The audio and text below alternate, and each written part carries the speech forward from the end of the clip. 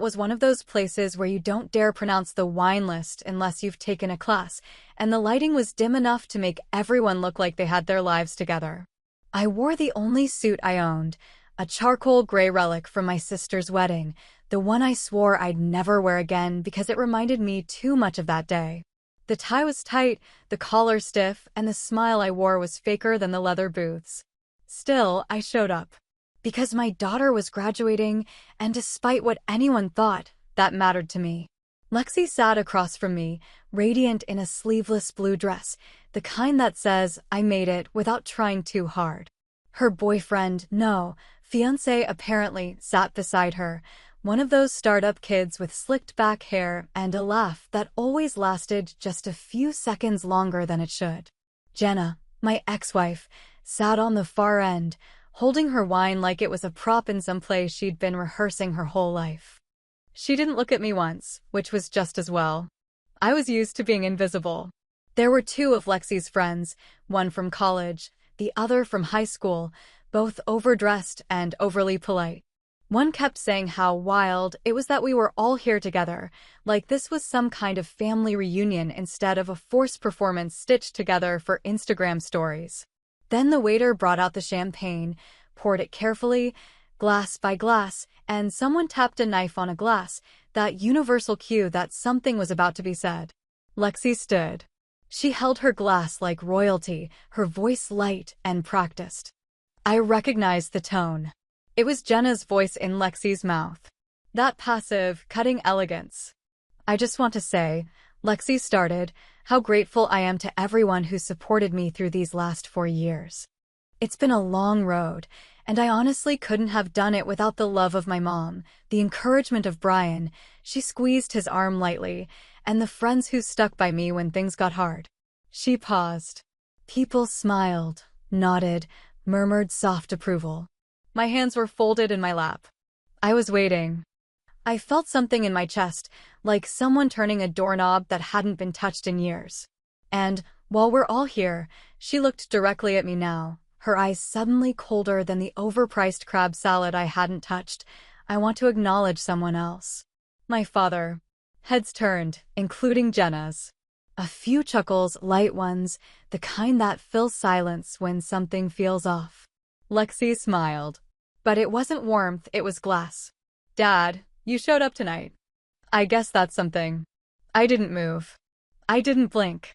She continued, and her voice got clearer, sharper. But let's be honest. You didn't raise me. You didn't help me. You didn't show up to my birthdays. You didn't pick me up from practice. You weren't there for me when it mattered. You don't get to claim credit just because you bought a meal. You don't deserve to be here. The table froze. Even the ambient music, the clink of glasses from nearby tables, all of it seemed to vanish under the weight of that sentence. Jenna didn't stop her, didn't interrupt, didn't even look embarrassed. That silence, God, that silence, was the loudest betrayal of all. I looked at Lexi, and for a second, I saw the baby I used to rock to sleep, the toddler who used to run to me at the playground, the little girl who once called me her hero. That girl was gone. Replaced by a polished woman with my ex-wife's tone and a stranger's eyes. I clapped. Once, then twice. Then a third time, slow, deliberate, the kind of applause you hear after a magic trick you already figured out halfway through. The table didn't know what to do. Lexi's smile faltered. Jenna's mouth twitched, but she didn't speak. No one else said a word. Then I reached for my napkin, wiped my mouth, and said, well, I guess I'll get the check. I left before the dessert menu came. The walk to the parking lot was quiet. I didn't slam the door. I didn't punch the steering wheel. I didn't cry. I just drove. 30 minutes of highway and empty silence until I pulled into my driveway, still wearing that damn suit. Inside, I sat at my computer and logged into the tuition account. The one Jenna never acknowledged. The one Lexi never asked about. It was under my name, with years of savings poured into it. Tuition, rent, books, living expenses. Every penny she thought came from scholarships and Mom's hard work. Every loan she thought she didn't need. I was the reason. I stared at the balance. And then, quietly, I transferred every last dollar out. into a separate account. My account. I didn't think twice. Then I typed a short message, printed it, folded it in half, and slid it into an envelope. I addressed it to Lexi. No long letter. No dramatic monologue. Just 2 words, earn it. This morning, I woke up to 72 missed calls. Lexi. Jenna. Unknown numbers. No voicemails, just the frantic ping ping ping of a phone trying to scream. I didn't answer. I made coffee, took my time with breakfast, watched a squirrel on the fence lose a peanut it couldn't quite carry. It was weirdly peaceful. She hadn't texted, at least not yet. Maybe she thought I'd cave. Maybe she thought I'd feel guilty. I didn't feel guilty. I felt seen. And for the first time in 22 years, I felt like I was finally doing something right. People always talk about presence like it's this simple thing, like showing up is all it takes to prove you care, but no one tells you what it feels like to be present in the shadows, to love from the margins, to spend years trying to matter to someone who was being taught every single day that you didn't. I used to think time would fix things, that if I just stayed consistent, quiet, helpful, reliable, she'd figure it out one day. But now I know that silence doesn't build bridges. It just lets the other side burn them without interference. Lexi was 4 when Jenna and I divorced. I remember the way she clung to my pant leg the day I packed my things and walked out of the house that we'd spent nearly a decade trying to turn into a home. Jenna stood in the doorway, arms folded, stone-faced, as if she couldn't wait for me to be gone so she could start rewriting the narrative. "You can still be around," she said, and she meant it the way a landlord means you can stay until the lease runs out and they raise the rent behind your back. It started with small changes, visitations rescheduled, calls that never got returned, holidays that were too busy. I tried to be understanding. I swallowed it like medicine, thinking it was better not to rock the boat. I told myself that showing up was still enough, even if I had to wait in the car while she got ready, even if I got the off-brand version of parenting where everything had already been decided before I was let in the room. I worked 2 jobs for most of Lexi's childhood. Warehouse shifts during the week, bartending on weekends. I missed out on a lot, not because I didn't want to be there, but because someone had to pay for the roof over my head and the one over hers. I paid child support like clockwork, never missed a payment, never argued about the number Jenna handed me, even when it got tight. I remember one month I had $38 left after bills. $38. I bought a loaf of bread, some eggs, a bag of apples, and told myself it was enough. When Lexi turned 10, Jenna put her in a private school. I wasn't consulted, of course. Just handed a new tuition invoice and an ultimatum. If you care about her future, you'll find a way. So I did. I canceled my health insurance, picked up extra shifts, said no to every damn thing that wasn't her. Every month I wired money directly to the school, no questions asked, no thanks expected. And when Lexi started talking about how her mom sacrificed so much to get her into that school, I just nodded. What else was I supposed to do? Pull her aside and say, "Actually, sweetheart, your mom was just the mouthpiece while I was the checkbook. She went to Yale. I paid every semester, all 10 of them." The irony is, she always said she got full-ride scholarships, that she earned it on merit, that Jenna handled the rest. But no one gets 10 semesters covered without someone backing the wheel, and that someone was me. Every semester, the invoice came to my inbox, and every time, I paid it within 72 hours. I kept the confirmation emails. I don't know why. Maybe I thought one day I'd show them to her. Maybe I thought she'd want to know. I never even got invited to her high school graduation. Jenna said they only had 2 tickets. She took her sister. I found out about the ceremony from Lexi's Facebook post, a photo of her in the blue gown with honor cords. I drove there anyway. Parked behind the school, stood in the back row of the bleachers, barely close enough to see her face. She never knew I was there.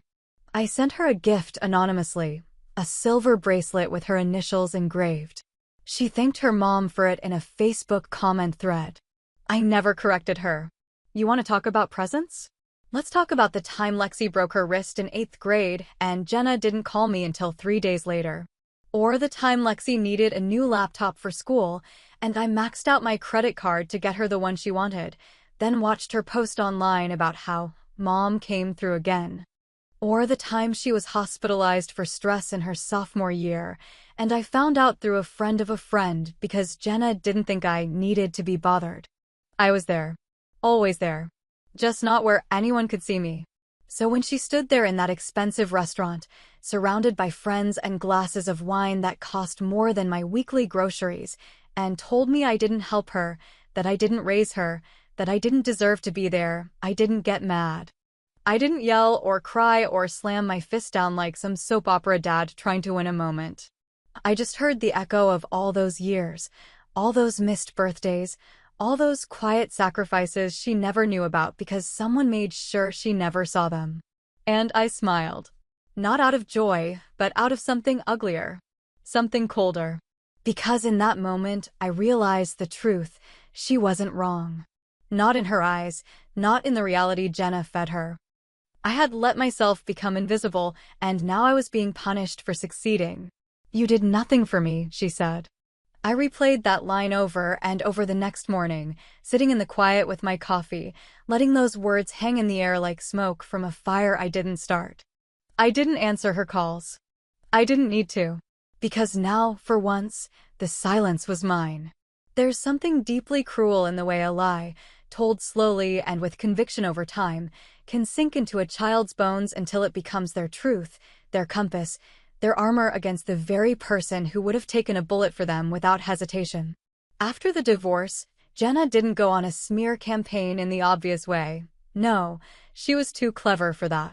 She poisoned the well drip by drip, always with a smile, always with just enough plausible deniability to make you question your own damn memory. "Daddy works too much," she'd say when I missed a recital I wasn't invited to, or maybe if Daddy loved you enough, he'd take you to Disneyland like Emily's dad, when I couldn't afford the trip. And Lexi, being just a kid, drank that poison like it was water. Jenna had this gift, if you can call it that, of rewriting history before it even happened. If Lexi got AC on a test, it was because I wasn't around to help her study. If she cried at a birthday party, it was because I didn't call that morning.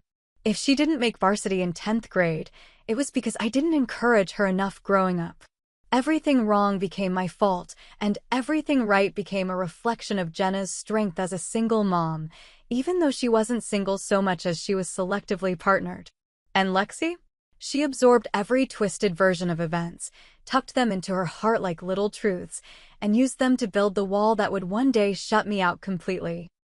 I still remember Lexi asking for a pony when she was 7. A goddamn pony. We were sitting in the food court at the mall during one of my visitation weekends, eating soft pretzels, and out of nowhere she looked up at me and said, "Why won't you buy me a pony like Mom said you promised?" I didn't even know what to say. I laughed at first, thought she was joking, but the look on her face, that dead serious, already hurt look, made my stomach turn. "Sweetheart," I said, "ponies need land and barns and food, and we live in a one-bedroom apartment." She looked down at her cinnamon sugar pretzel and muttered, "You just don't want me to be happy." And that was the moment, I think, when I realized I was losing her. Not because of anything I did, but because someone else was painting a version of me I couldn't compete with. A mythical deadbeat, unreliable and selfish, a man who couldn't show up and didn't care when he didn't. I became the scapegoat for every bump in the road, every little childhood letdown, because it was easier than admitting the world just doesn't hand you everything you want, especially when the grown-ups around you are busy settling scores instead of raising kids. Jenna had the privilege of proximity, of being there for every tear and tantrum and spelling bee, and she used that position like a sculptor with a hammer and chisel, shaping Lexi's image of me until there was nothing left but a shell of a man who only existed to disappoint. And I let her. God help me, I let her. Because every time I thought about fighting back, about dragging Jenna to court or demanding equal custody, I'd picture Lexi in the middle of it, crying in some fluorescent-lit mediation room while 2 lawyers played tug-of-war with her future. So I stayed quiet. I kept writing checks. I kept showing up in the small ways I was allowed to. I kept thinking, maybe if I'm steady enough, if I'm quiet and good and giving, Lexi will see through the fog on her own. But she didn't. Over the years, I became a ghost with a checkbook. I was the dad who always paid but never came to the party. The one who sent Christmas gifts with no return address. The one whose birthday calls went straight to voicemail. I was useful, but invisible. And that's the thing about being invisible. People stop thinking of you as a person. They stop imagining that you have feelings, or pride, or a breaking point. I was venting to Tommy about all this one night, sitting in his garage over a couple of cheap beers, the air thick with the smell of old engine oil and whatever regrets live in a man's toolshed. He let me talk for a while, didn't interrupt, just nodded and grunted in the right places. Then he leaned back in his busted lawn chair, took a long pull from his beer, and said, "You kept feeding a wolf hoping it wouldn't bite. Guess what, buddy? It fucking bit." That was Tommy's gift, brutal truth in a single sentence, no garnish. I listened to Lexi's voicemail later that night. She sounded like a different person than the one who humiliated me at that dinner. Her voice was cracked open, raw, almost childish in its desperation. "Please, Dad. Please. We need to talk. I didn't know. I swear I didn't know. Just, please call me." And for a second, I almost did. But the echo of her words at the table, "You don't deserve to be here," rang louder than anything else. Because no matter what she claimed now, that moment wasn't a mistake. It wasn't a slip of the tongue. It was how she truly saw me. The monster her mother made. And maybe, just maybe, she liked it that way. The first voicemail came in just before dawn, her voice shaking, half asleep, or maybe just broken down in that raw, early morning way when the world feels colder than it actually is. I didn't answer. Just sat at the kitchen table, coffee gone lukewarm, listening to the message play through the phone speaker like it was someone else's daughter speaking. "Dad, I don't know what's happening. My card's not working, and I have rent due Friday. Can you please call me?" The panic in her voice wasn't like the anger she threw at me during that dinner. That had been performative, meant for a crowd, a slap in the face dressed up as a toast. This was real, unpolished, the kind of fear that can't be faked. The second voicemail came 30 minutes later. She was crying now, no more pretense. "Dad, please. I think something's wrong with the account. I tried calling Mom, but she doesn't know what I'm talking about. Please, can you call me?" She paused, probably expecting me to answer mid-message, the way she used to believe things would just fix themselves if she wished hard enough. But nothing came, just more silence. So she hung up. By the fifth voicemail, she wasn't crying anymore. Her voice had turned that corner between begging and blaming, the same corner Jenna always took when things didn't go her way. "I don't know why you're doing this," Lexi snapped into the receiver, "but it's not okay. I have responsibilities now. I have bills and an internship, and this is cruel, Dad. This is beneath you." As if she suddenly knew what was above or beneath me. As if she ever gave a single damn before now what I carried on my back to give her the illusion of freedom. I sat through all of them, every message she left, each one turning a little more desperate, then angry, then quiet again. A full spiral, unfolding in real time. There were 72 missed calls by noon. Texts too. Short ones at first. "Call me. What happened? Are you okay?" Then they got longer. "This isn't like you. I didn't mean what I said. Please don't do this to me." But I wasn't doing anything to her. I was simply stopping doing everything for her. There's a difference. One's an act of cruelty. The other's a long overdue act of survival. Jenna finally called around 2 in the afternoon, after, I'm guessing, Lexi told her the whole thing and realized Mom had no control over the fallout. Her voice was sharp, indignant, soaked in that familiar tone she always used when she thought she was in the right. "Mark, what the hell are you playing at?" she demanded without so much as a hello. "Lexi's in a crisis. Her internship is on the line. You know damn well that donation was tied to her placement. Her rent's unpaid. Her laptop needs replacing. What do you expect her to do now?" I didn't say anything for a second. Just listened to the clinking of her bracelets through the phone, the impatience in her breathing, the entitlement built up after years of making decisions she never paid for.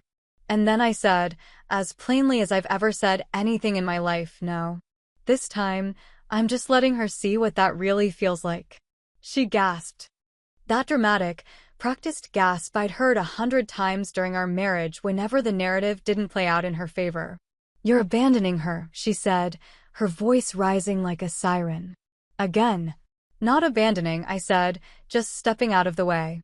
You raised her to believe I was nothing. Maybe it's time she lives in that world for real. She called me selfish. Cold. Vindictive. Said I'd never forgive myself. But none of it landed the way it used to. I used to fold like cheap furniture when she talked like that, convinced I was the villain because I didn't want to argue. But not this time. This time I let the silence stretch long enough to make her uncomfortable. Then I hung up. Tommy showed up later that night.